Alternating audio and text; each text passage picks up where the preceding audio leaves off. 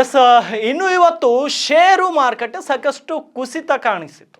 ಮುಂಜಾನೆ ಸಮಯದಲ್ಲಿ ಒಂದು 700 ಅಂಕ ಸೆನ್ಸೆಕ್ಸ್ನಲ್ಲಿ ನಷ್ಟದಲ್ಲಿ ಕಾಣಿಸಿತ್ತು. ಅದೇ ರೀತಿ ನಿಫ್ಟಿ ಕೂಡ ಒಂದು 200 ಅಂಕ ಕಳೆದುಕೊಂಡಿತ್ತು. ಅದೇ ರೀತಿ FMGC ವಲಯ ಹೊರತುಪಡಿಸಿದರೆ ಹೆಚ್ಚಿನ ಎಲ್ಲ ಸೂಚಂಕಗಳು ಇವತ್ತು ನೆಗೆಟಿವ್ ಆಗಿದ್ವು. ಹಾಗಾದರೆ ಈ ನೆಗೆಟಿವ್ ಆಗಿರೋದಕ್ಕೆ ಹಲವು ಕಾರಣಗಳಿದೆ. ಕೇವಲ ಬಜೆಟ್ ಒಂದಂತೆ ಹೇಳಲಿಕ್ಕೆ ಆಗಲ್ಲ. ನಾನು ಪ್ರೈಮ್ ಟೈಮ್ನಲ್ಲಿ ಸುದ್ದಿಗಳನ್ನು ತಗೋಬೇಕಾದಂಥ ಸಂದರ್ಭದಲ್ಲಿ ನೋಡಿದ್ದೆ, ಶೇರ್ ಮಾರ್ಕೆಟ್ ತುಂಬಾ ಡೌನ್ ಆಗ್ತಾ ಇದೆ.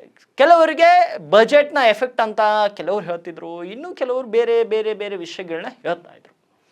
ಆದರೆ ರಾಜಕಾರಣದ ಸುದ್ದಿಗಳು ಸಾಕಷ್ಟು ಇದು. ಆದರೆ ನಮ್ಮ ಆರ್ಥಿಕತೆಗೆ ಏನು ಒಳ್ಳೆಯದೋ ಅದು ನಮಗೂ ಕೂಡ ಒಳ್ಳೆಯದು, ನಮ್ಮ ದೇಶಕ್ಕೆ ಕೂಡ ಒಳ್ಳೆಯದು.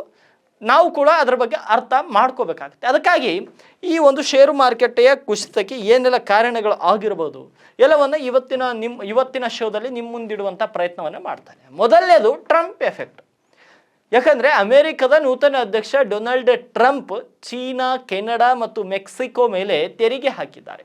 ಆ ದೇಶಗಳು ಕೂಡ ಪ್ರತಿಕ್ರಮವಾಗಿ ತೆಗೆದುಕೊಳ್ಳಬಹುದಾಗಿದ್ದು ಈ ಸುಂಕ ಯುದ್ಧದಿಂದ ಜಾಗತಿಕ ಆರ್ಥಿಕತೆ ಅಲುಗಾಡಬಹುದು. ಈ ಭಯ ಹೂಡಿಕೆದಾರರನ್ನು ಕೂಡ ಕಾಡುತ್ತಿರಬಹುದು.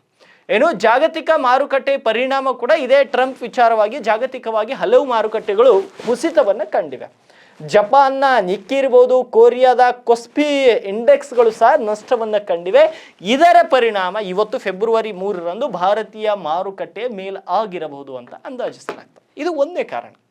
ಇನ್ನು ಎರಡನೇದು ರೂಪಾಯಿ ಮೌಲ್ಯ ಕುಸಿತ. ಭಾರತೀಯ ರೂಪಾಯಿ ಮೌಲ್ಯ ಡಾಲರ್ ಎದುರು ಇದೇ ಮೊದಲ ಬಾರಿಗೆ 87ರ ಗಡಿ ದಾಟಿದೆ.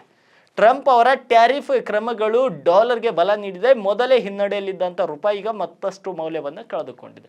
ಇದು ಕೂಡ ಒಂದು ಕಾರಣವಾಗಿರ್ಬೋದು ಭಾರತೀಯ ಷೇರು ಮಾರುಕಟ್ಟೆ ಬೀಳಲಿಕ್ಕೆ. RBIನ MPC ಸಭೆ, ಭಾರತೀಯ ರಿಸರ್ವ್ ಬ್ಯಾಂಕ್ ನಾಳೆ ಫೆಬ್ರವರಿ 4ರಂದು MPC ಸಭೆ ಆರಂಭಿಸುತ್ತಿದೆ. ರೇಪೋ ದರ ಇಳಿಸುವಂಥ ಸಾಧ್ಯತೆ ಇದೆ. ರೇಪೋ ದರ ರಿಸರ್ವ್ ಬ್ಯಾಂಕ್ MPC ಸಭೆಯ ನಿರ್ಧಾರ ಹೊರಬರುವ ಮುನ್ನ ಹೂಡಿಕೆದಾರರು ಮುನ್ನೆಚ್ಚರಿಕೆಯಾಗಿ ಷೇರುಗಳನ್ನು ಮಾರುತ್ತಿರಬಹುದು. ಅದಕ್ಕಾಗಿ ಈ ರೀತಿ ಆಗಿರ್ಬೋದು. ಇನ್ನು ವಿದೇಶಿ ಹೂಡಿಕೆಗಳ ಒಳಹರಿವು ಹೆಚ್ಚಾಗಿದೆ. ಭಾರತ ಷೇರು ಮಾರುಕಟ್ಟೆಯಿಂದ ಇತ್ತೀಚಿನ ದಿನಗಳಲ್ಲಿ ವಿದೇಶಿ ಸಾಂಸ್ಥಿಕ ಹೂಡಿಕೆಗಳು ಅಂದರೆ ಏಂಜಲ್ ಇನ್ವೆಸ್ಟರ್ಸ್ ಇರ್ತಾರಲ್ಲ, ಅವರೆಲ್ಲವೂ ಕೂಡ ತಮ್ಮ ಹಣವನ್ನು ಹಿಂತೆಗೆದುಕೊಂಡಿದ್ದಾರೆ. ಇದೇ ಟ್ರೆಂಡ್ ಇವತ್ತು ಮುಂದುವರೆದಿರಬಹುದು. ಕಳೆದ 4 ತಿಂಗಳಲ್ಲಿ FIOಗಳು ಅಂದರೆ ಫಾರಿನ್ ಏಂಜಲ್ ಇನ್ವೆಸ್ಟರ್ಸ್ ಅಂತ ಏನಿರ್ತಾರಲ್ಲ, ಅವರು 2.7 ಲಕ್ಷ ಕೋಟಿ ರೂಪಾಯಿ ಮೌಲ್ಯದ ಷೇರುಗಳನ್ನು ಮಾರಿದ್ದಾರೆ. ಇದು ಮಾರುಕಟ್ಟೆ ಹಿನ್ನಡೆಗೆ ಪ್ರಮುಖ ಕಾರಣಗಳು ಆಗಿರ್ಬೋದು. ಆದರೆ ಬಜೆಟ್ ಒಂದೇ ಇದಕ್ಕೆ ನೇರ ಕಾರಣ ಅಂತ ಹೇಳಿಕ್ಕಾಗ್ತಾ ಇಲ್ಲ. ಕೆಲವರು ಅಂದ್ಕೊಂಡಿದ್ರು ಬಜೆಟ್ ಆದಮೇಲೆ ಷೇರುಪೇಟೆ ದಿಢೀರ್ ಅಂತ ಏರುತ್ತೆ ಅಂತ. ಆದರೆ ದಿಢೀರ್ ಅಂತ ಏರಿಕೆನೂ ಕಂಡಿಲ್ಲ, ದಿಢೀರ್ ಅಂತ ಕುಸಿತನೂ ಕಂಡಿಲ್ಲ.